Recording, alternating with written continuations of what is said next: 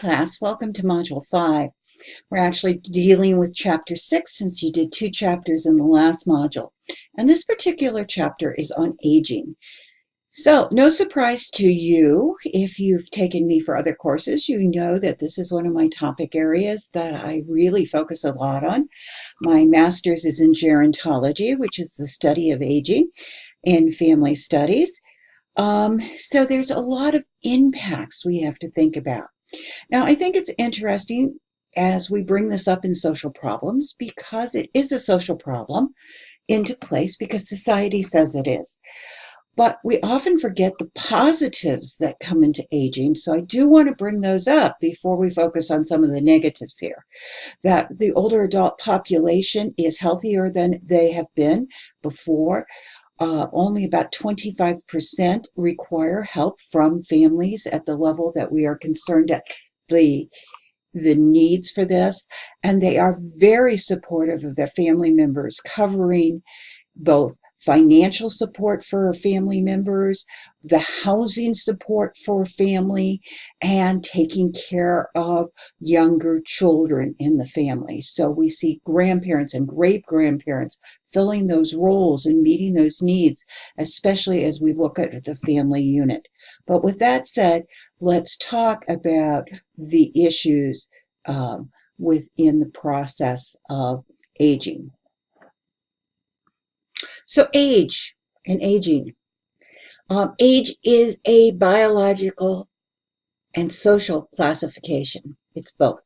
It's in there as we start to look at the issues that come into place. So it's a measure of time and we put it into place. But the social classification you can clearly see is a social concept when we talk about what is aged in the process. Interesting. We don't have many choices here, do we? We either age or we die. So there is this biological place that comes into place. But the social part dictates a lot of how we define our lives. Think about the love of beauty and the love of being young and who looks the best. And when we look at an aging population, you don't necessarily respect those wrinkles that come into place as much as you respect the beauty in place. So you can see that our expectations are pretty powerful as we look at the issues of aging. From the life course perspective, it's really important for us to think about how things are affected throughout the life. Now, life course perspective looks at human life from starting in childhood, through adolescence, through adulthood, through old age. And I often think of this as when we think of a dirty old man, and we think of this decrepit male out there, or we think of this vindictive older woman. We have to think about where that fit in our lives, right? How did that be? Did they suddenly become that mean in aging or that depraved or whatever we consider, or that sweet, sweet old lady, right? The reality of it is that we develop through our course experiences, that the stages of life construct our life, and it's a very point of what we learn in society, and things come into place. If we had a very difficult childhood, then we carry those things throughout our life. That this life course perspective makes sense that race and class and gender and education all determine how we attack every piece of our life, what we affect, what we're doing right now, and how we're going to react at a time later. And we can see this coming into place. And it's very important that it's not just this perspective that suddenly older people are at this level, but it's their life experience. And we see significant things coming into place related to the cohort we're in, but even more so based on our social conditions. Our world is aging. The world population is living longer, and we're having fewer children, and that comes into place. And so we see this population change in our demographic structure of increasing age. part of that is tied to better health, better aging, better medicine. Remember, the reason we're aging, though, as you start looking at this process, is not based on medicine as much as it is on improved sanitation conditions, changing environments, the fact that we don't have to have as many children to manage that farm field, and that there's changes in that structure. So the societal changes become pretty powerful in why our world is aging. Now, in poorer countries, life expectancy is much shorter, and we can see those sociological conditions that make life much harder coming into place. Now, demography is important. It is the study of size and composition and the distribution of the population. So as we look at those are the statistics that come as we start to look at that. And demographers work to predict the numbers of the future, what's going to happen. We know that right now, baby boomers, that big birth pattern that occurred from 1946 to 1964 is starting to age, and part of that aging process, and then we're going to see a drop in the aging population as those baby busters of 65, 70, 1970s come through. There will be a smaller percentage. So the growth of aging is based on that birth order and who stayed alive during that process, and the difference of our environment coming into place. What are the wars like? What are the sanitation issues? What have been the dramatic things that have come through even medically if we have great flu epidemics, or even as we face some issues coming forward.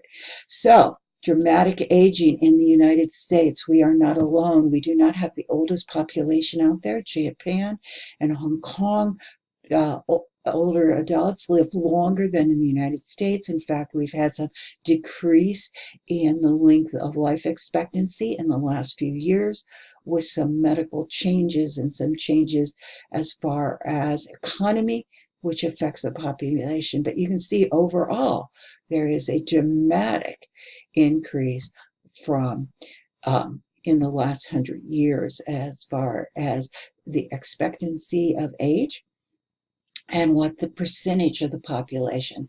So by 2050, about 20% of the population will be 65 and older. Now, our perception of what's old is also changing as that population comes into place. Remember, aging is a social construct. What is old age? And so in a classroom setting, I often ask, what do you consider old? And then we figure out what's going there and what does it mean. So let's look at the theories as they come into place. And I'm going to take us to just the theories bringing it together. We see age as we enter it and exit, different roles and statuses that are important to be kept in place. And think about this, even the definition of childhood changes over time and what's expected in that process. Remember, in the 1800s, you would have been considered enough of an adult to marry maybe at 14 or 15, and you should have been working by the time you were 12. And we changed that. Each status helps us to maintain that social stability. So in the 1930s, when we established Social Security, we see that older population at that point in time that would need help would be a very small percentage. But we said 65 is old and you should leave the workforce, and we can see that. And in functionalist theory, they say the elderly disengage from normal and necessary process, and it's part of the aging process. No surprise to you. You can clearly see I disagree with this, but there are theories that come into place on why we need to keep older adults active by keeping them in senior centers and active, and to avoid this disengagement which deteriorates in their health, but that's part of the process. So let's throw that one out and let's move on to conflict theory. when we look at conflict theory, we can see the inequality. Now, you've just come off some big inequality chapters. Aging is like that, isn't it? That people have issues that are related to their definition of age that are taken away. Think about a soldier who fights for the country, who's 18 years old, that can vote but can't drink. That age becomes part of that defining process and the power over that process or what they can do. And we can see there's significant issues with the older adults in certain places, taking away their driving rights or having them go through stricter issues or forced retirement.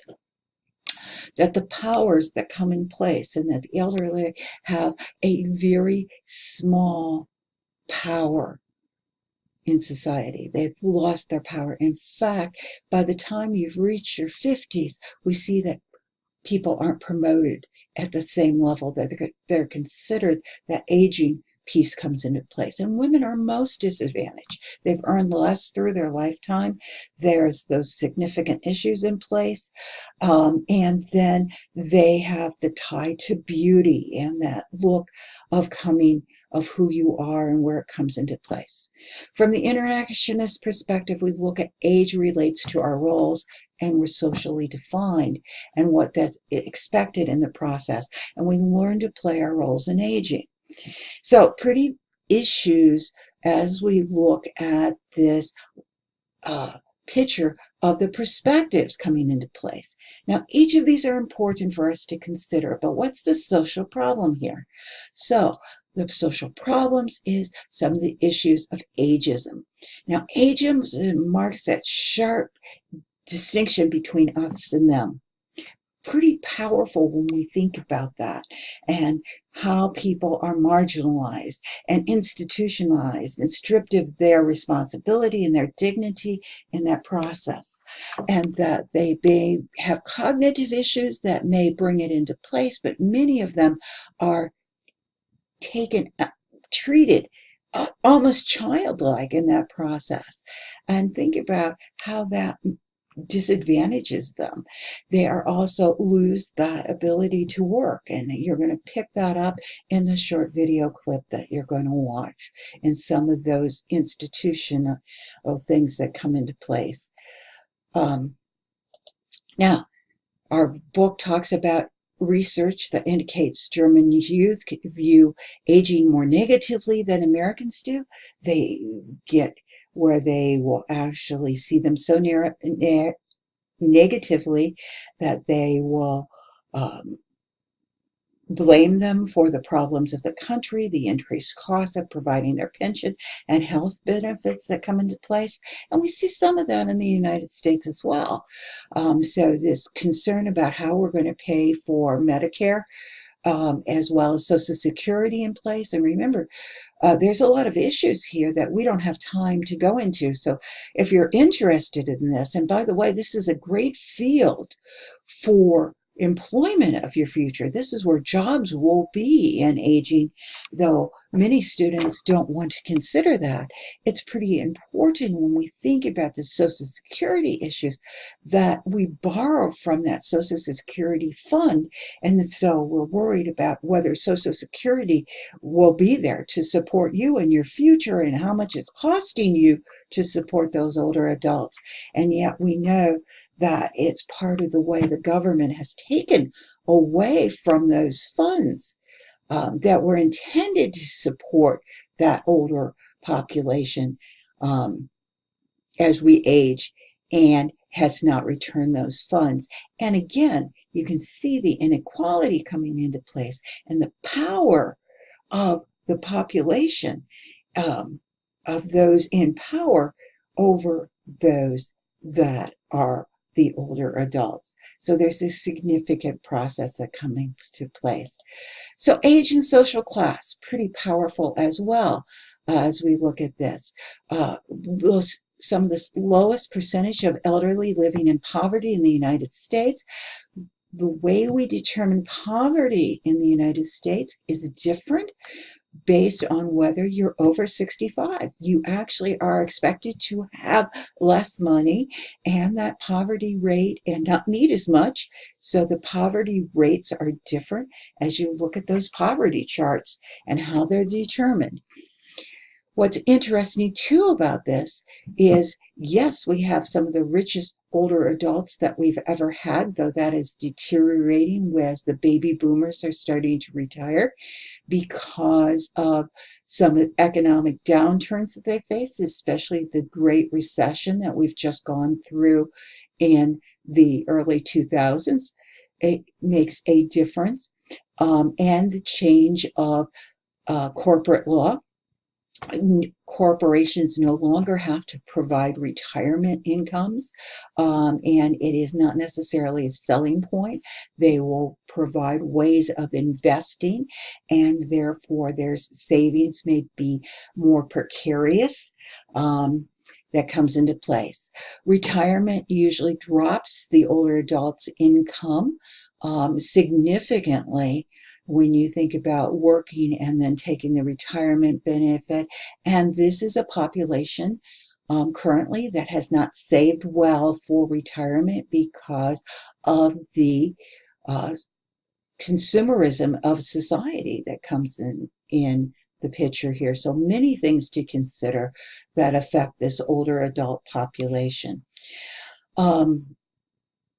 Another thing that I want you to think about as you're reading this through the chapter is the fact that, yes, fewer people are living in poverty and a lot less than children in the United States today. However, there are more older adults just riding above that poverty level comes into place. So the rate of child poverty in the United States is one of the highest in the Western world. And there's significant difference in the rate of child poverty from 2013 was about 20% versus that 9% for older adults. Now let's look at the statistics now. We're still having almost 22% of children in poverty, and it's gone slightly up for the aging population as well. So significant differences and come into place. The older adults use more medical care. They are on the National Health Care Program of Medicare. Medicare we pay into. It is an entitlement program that is paid into.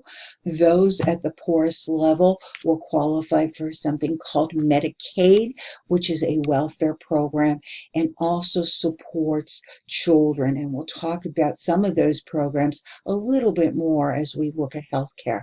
But some pretty big issues as we look at the issues. The older adults experience more chronic illness, more hypertension and heart disease. And heart disease is the number one killer of people. Ties us to strokes, heart disease in that process, as well as the hypertension, the high blood pressure.